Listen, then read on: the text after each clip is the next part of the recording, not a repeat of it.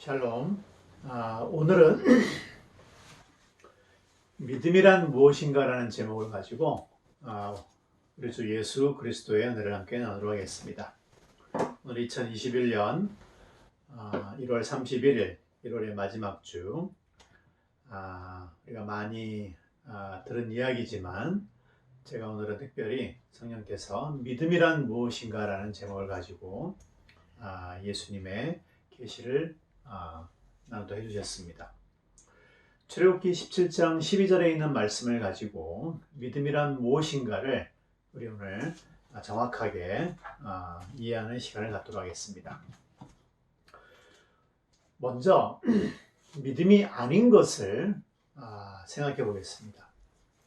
출애굽기 17장의 배경은 홍해를 건넌 후에 아말렉과 전쟁을 하던 때에 모세가 손을 들고 있을 때는 이기고 손을 내렸을 때는 지고 있던 그 모습이 그 사건이 출애굽기 17장에 나와 있습니다.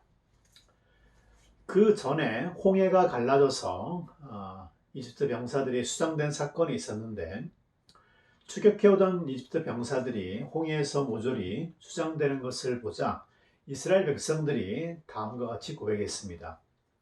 출애굽기 14장 31절을 보면은 이스라엘이 여호와께서 애굽 사람들에게 행하신 그 큰 능력을 보았으므로 홍해의 기적입니다.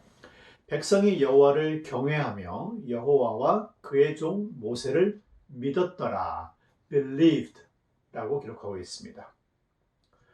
구약에서 가장 인상적인 기적일 뿐 아니라 성경을 모르는 사람도 잘 알고 있는 홍해에서 홍해의 기적이 일어났습니다. 홍해가 갈라지면서 벽이 고정되었고 물벽이 고정되었고 모든 이스라엘 사람들이 안전하게 건넜습니다. 그리고 그를 따라오던 이집트의 병거와 병사들은 모두 수장되었습니다. 백성들이 이 기적을 보고 여호와 하나님과 모세를 믿었다라고 성경은 기록하고 있습니다. 자, 먼저 여기서 믿었다라는 말이 무슨 의미일까요? 제가 믿음이 아닌 것을 먼저 말씀드린다 그랬죠. 아마 이 맥락에서는 이것은 아닐 것입니다. 백성들이 하나님이 계심을 믿었다. 그건 아니겠죠. 분명 아닐 것입니다. 왜냐하면 그러한 믿음은 이미 가지고 있었습니다. 왜냐하면 홍해를 건너기 전에 이집트에 있을 때 이미 10개의 재앙을 보았기 때문이죠. 그것을 통해서 하나님이 계시다, 살아 계시는 것은 믿었을 것입니다. 홍해를 건넌 후에 백성들이 하나님을 믿었다고 했을 때는 그러한 믿음은 아닐 것입니다. 백성들이 홍해를 건넌 후에 하나님과 모세를 믿었다라고 했을 때는 어떠한 진술을 믿는 게 아닙니다. 그렇죠? 예를 들어서 하나님이 계시다거나 하나님이 능력이 많으신 전능하신 분이다라는 것을 믿는 것은 아닙니다. 물론 이것도 우리가 믿음이라고 하지만은 홍해 기적 이후에 백성들이 고백한 믿음은 아마 그거보다는 좀 더 다른 차원, 높은 차원의 것일 것입니다. 오히려 이때는 믿음이라는 말보다는 우리말에 이제 백성들이 하나님을 신뢰하게 되었다라고 이해하는 게 더 좋을 것 같습니다. 신뢰의 믿음입니다. 우리가 흔히 얘기하는 believe in의 믿음입니다. believe in. 좀 더 구체적으로 설명을 해보겠습니다. 그 이전까지 백성들은 하나님이 존재한다는 것과 그분이 어떠한 능력이 있는지에 대해서는 믿음이 있었습니다. 하지만 홍해 사건을 목격한 이후에 이제 백성들은 다음과 같은 믿음이 생겼습니다. 그 하나님이 그 능력이 많으신 분이 나와 함께하고 나를 위하고 나를 보호하고 나와 함께하고 나를 돌본다라는 믿음이 생긴 것입니다. 이것을 우리가 관계의 믿음이라고 생각해 볼 수가 있겠죠. 단순히 어떤 사실을 믿는 것보다는 관계에 대한 믿음은 좀 더 성숙한 믿음이라고 생각할 수 있습니다. 다른 예를 들어보겠습니다. 자, 어느 날 주변에 내 이상형이 나타났어요. 매우 잘생기고, 정말 현빈보다도 잘생기고, 게다가 능력도 뛰어나요. 게다가 인격적으로도 너무 훌륭한 또 신앙이네요. 그런 사람을 내가 알게 되었다고 생각해 봅시다. 예, 저런 사람도 있네. 정말 이상형인 사람이 있음을 알게 되었습니다. 정말 자신이 꿈에서만 그리던 이상형이 이 세상에 존재한다는 것을 알게 되었어요.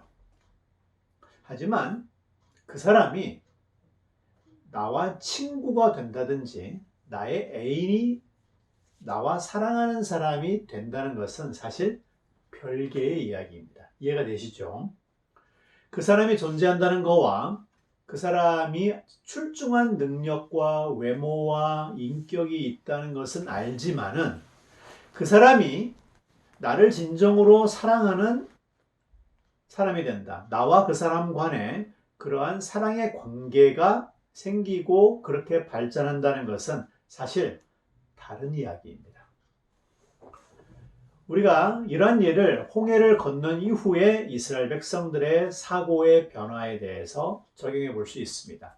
홍해를 건넌 이후에서야 이스라엘 백성들은 이제 하나님을 믿게 된 거예요. 즉, 이스라엘과 하나님 사이에 어떤 면에서는 처음으로 신뢰 관계가 형성된 것입니다. 이스라엘은 정말 그 하나님이 나를 사랑하고 나의 하나님이고 나를 보호하고 나를 정말 특별하게 생각한다는 그러한 신뢰가 형성된 것입니다. 이해가 되시죠? 자, 그런데 사실 오늘의 그 말씀은 이 말씀을 드리려고 한 것이 아닙니다. 그러한 신뢰의 믿음마저도 사실 오래 가지 않습니다. 오늘 말씀이 출애굽기 17장인데요. 홍해를 건넌 후, 즉 신뢰의 관계의 믿음이 형성된 이후 얼마 지나지 않아서 백성들에게 식량이 다 떨어졌습니다. 물도 떨어졌어요. 갑자기 아말렉이라고 불리는 적을 만나게 되었습니다. 가까스로 오아시스를 발견했는데 써서 먹을 수가 없어요. 마라예요. 백성들은 갑자기 돌변했습니다. 출애굽기 16장을 보면은 광야에서 백성들이 모세와 아론을 원망합니다. 이 사람들이 이런 얘기를 합니다. 우리가 애굽 땅에서 고기가 막 곁에 있었을 때에 이 떡과 빵을 배불리 먹었었다. 차라리 그때 여호와의 손에 죽었으면 더 좋았을 뻔했다. 너희가 우리를 이 광야까지 이끌어서 우리를 여기서 죽게 만드느냐. 아주 모세와 아론뿐 아니라 하나님에게조차도 좀 전에 만들어졌습니다. 하나님과의 신뢰의 관계, 그 관계의 믿음이 생긴 지 얼마 되지 않은 상태에서 그 이후에 벌어진 일입니다. 이것이 하나님에 대한 그런 막말까지도 서슴지 않습니다. 그것이 믿음입니다. 믿음이 그런 거예요. 백성들은 모세와 아론을 원망했을 뿐 아니라 이집트에서 차라리 하나님에게 죽었더라면 더 좋았을 것이라고 저주까지 합니다. 존재의 믿음에서 어떤 사실의 믿음에서 관계의 믿음으로 발전하는가 싶더니 어느 순간 오히려 더 퇴보하고 말았습니다. 여러분, 이것이 우리가 예수 그리스도를 믿는 우리 삶의 여정 가운데 자주 발견하며 실질적으로 가장 익숙한 믿음의 모습입니다. 원래 이것이 믿음의 본래 모습입니다. 즉, 우리가 오해하지 말아야 될 것은 믿음이라고 하는 것은 한번 형성되면은 형성된 이후에 자연스럽게 성장해 나가는 것이 아닙니다. 믿음은 사실 신뢰입니다. 그리고 이 신뢰는 시간에 걸치면서 발전하기도 하고 퇴보하기도 합니다. 높게 올랐다가 기존보다 더 떨어지기도 합니다. 하지만은 놀라운 것은, 중요한 것은 믿음은 이러한 발전과 퇴보의 과정을 거치면서 유지되고 강화되고 성장해 나가야 되는 것입니다. 믿음은 마치 양육과 교육이라고 말할 수 있습니다. 제가 방금 양육과 교육이라고 했는데 이것은 굉장히 정확한 표현입니다. 왜냐하면 믿음을 히브리어로 에무나라고 합니다. 믿음에 대한 올바른 이해는, 이 에무나에 대한 이해는 이 에무나가 무슨 말인지를 정확히 이해할 때 우리가 믿음이 무엇인지를 더 정확히 이해할 수 있습니다. 에무나는 아만이라는 동사로 만들어졌는데요. 이게 아만, 에무나 비슷하죠. 네. 같은 어근입니다. 이게 아만이라는 말이 가르치다, 양육하다, 기르다라는 말입니다. 즉 누군가가 성장하고 성숙해지도록 기르고 가르치며 양육한다는 의미입니다. 마치 부모가 아이를 낳아 기르다, 양육하다, 영어로 nurture라 그러죠. 그것이 믿음의 어원인 아만의 뜻이에요. 예를 들어서 에스더서를 보게 되면은 모르드게가 조카 에스더를 만나서 양육하죠. 부모가 죽었기 때문에 조카를 자신의 딸로 입양을 해서 키웁니다. 이때 양육하다고 했을 때 에스더 2장 7절에 거기에 아만이라는 동사가 사용됩니다. 모르드게가 에스더를 아만한 거예요. 기른 거예요. 양육한 거예요. 여러분 하시는데 이 표현이 좀 이중적이에요. 여러분 에스더의 본래 이름이 뭔지 아십니까? 에스더는 페르시아식 이름이고 에스더의 본래 이름이 하다사입니다. 하다사는 이 사막에서 자라는 일종의 풀나무의 일종입니다. 이 스가랴서를 보게 되면 이것을 화석나무라고 기록하고 있는데요. 즉 일종의 식물이에요. 식물. 따라서 모르드게가 에스더를 양육했다는 말은 이중적입니다. 즉 모르드게가 에스더를 키웠다는 말도 되고 모르드게가 하다사 풀을 키우다. 무슨 말인지 아시겠죠? 나무를 자라게 하다, 돌보다 키우다라는 말로도 읽을 수가 있는 것입니다. 따라서 믿음이라고 했을 때는 믿음은 이러한 양육 과정, 우리가 아이를 키우다 보게 되면 여러 가지 시행착오를 할 수밖에 없습니다. 불가피합니다. 자녀들은 어느 순간 부모를 굉장히 깊게 신뢰합니다. 하지만 어느 순간 갑자기 사건 하나로 급격히 소원해지기도 합니다. 자녀들 키우다 보게 되면 가정이 많은 위기를 맞기도 합니다. 완벽한 가정은 사실 없어요. 그렇죠? 그런데 사실 이것이 현실적인 양육의 모습입니다. 바로 이것이 사실 현실적인 믿음의 모습입니다. 하지만 결국 성장해 나가고 성숙한 자녀들은 그러한 시행착오를 겪으면서 결국 부모에 대한 신뢰를 깊게 하면서 그 믿음을 저버리지 않게 되죠. 마치 우리의 자녀들처럼요. 그러한 과정이 있을 때 그러한 과정을 거쳐서 오히려 자녀들은 부모를 더욱 신뢰하고 사랑하게 됩니다. 이러한 양육과 믿음은 동의어입니다. 우리가 이것을 이해할 필요가 있습니다. 이것이 믿음이고 이것이 바로 믿음의 본질적인 속성이고 모습이라고 말할 수 있습니다. 오늘 출애굽기 12장을 보면은 이스라엘이 갑자기 아말렉과 전쟁을 했습니다. 모세가 손을 들어 기도하면 이스라엘이 응원하면서 이스라엘을 응원했죠. 모세가 손을 들어 기도할 때 이스라엘이 승리했습니다. 그리고 모세가 힘이 빠져서 손이 내려올 때는 이스라엘은 아말렉에게 밀렸습니다. 그래서 모세가 형 아론하고 훌이라는 사람의 도움을 받아가지고 양옆에 손을 좀 잡고 있어달라고 이렇게 도움을 받았습니다. 그래서 출애굽기 17장 12절을 보면은 모세가 아론과 훌의 도움을 받아 해가 지도록 손을 내리지 않았다라고 기록하고 있습니다. 근데 사실 성경을 보면은요, 성경 원문에는 손을 내리지 않았다는 말이 없습니다.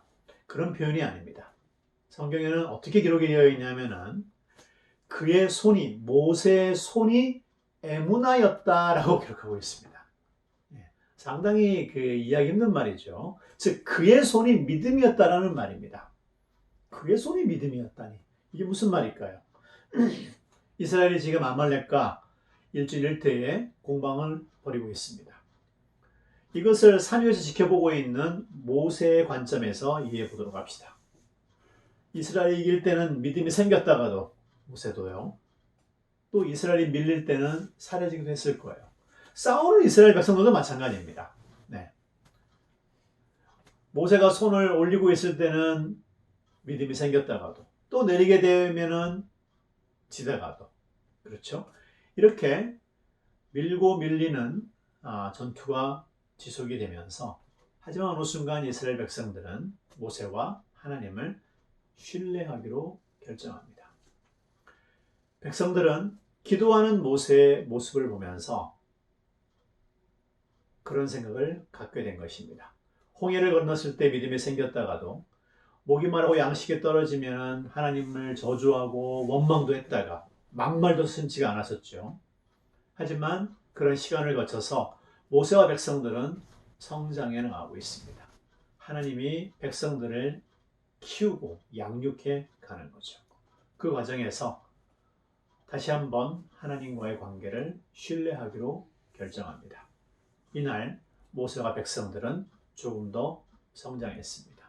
바로 그 의미가 오늘 본문에 나와 있는 모세의 손이 믿음이었다라는 말씀입니다. 사랑하는 성도 여러분, 한 주간 우리의 믿음이 많은 부침을 겪을 수가 있습니다. 믿음이 떨어졌기도 하고 또 오르기도 하고 여러분 원래 믿음이 그런 것입니다. 그 과정을 통해서 우리는 믿음이 성장한다는 표현을 하는데 그것은 굉장히 믿음에 대한 정확한 모습을 지적하고 있는 것입니다.